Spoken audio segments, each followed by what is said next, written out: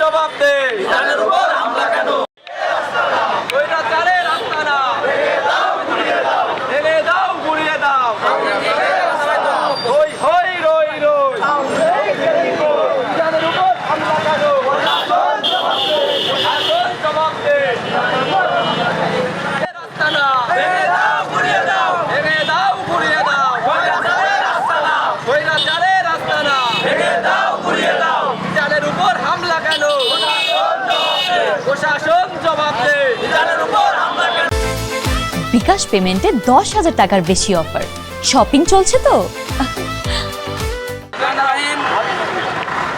আমরা দীর্ঘ 17 বছর আওয়ামী দ্বারা নির্যাতিত, স্বৈরাচারের দোষক দ্বারা নির্যাতিত। এখন নতুন করে আমাদের বিএনপি দল, বিএনপি সরকার ক্ষমতায় এসেছে, এখন আমরা নির্যাতিত। কীভাবে নির্যাতিত? আওয়ামী লীগের যে দোসররা ছিল তারা আমাদের বিএনপির বিভিন্ন সিনিয়র নেতৃবৃন্দর ঘাড়ে উঠেছে। তারা অতীতে 17 বছর যেভাবে নির্যাতন করেছে, আমাদের কর্মী নেতাকর্মীরা নির্যাতন, জেল জুলুমের শিকার হয়েছে। এখন সেই স্বৈরাচারের দোসর আমাদের কিছু সিনিয়র নেতৃবৃন্দর ঘাড়ে উঠে তারা পুনরায় আবার আমাদের নির্যাতন শুরু করেছে।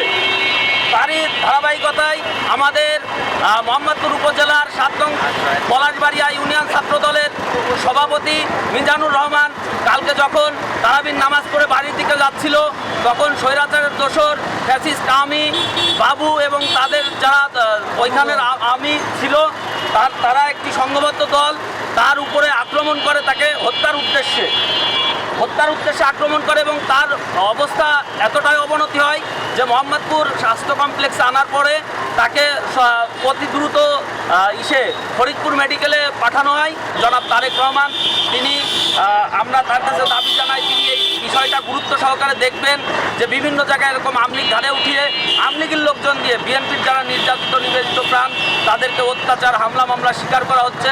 এই দলের বিএনপি ছাত্র দলের সাথে থেকে যে প্রত্যেকটা আন্দোলন সংগ্রামে অংশগ্রহণ করেছে, স্বৈরাচার ফ্যাসিস্টের বিরুদ্ধে সে রাজপথে আন্দোলন সংগ্রাম করেছে, সেই স্বৈরাচার ফ্যাসিস্টের লোক আবার স্থানীয় কোন নেতা বা কারো বদলে এই ত্যাগী ছাত্র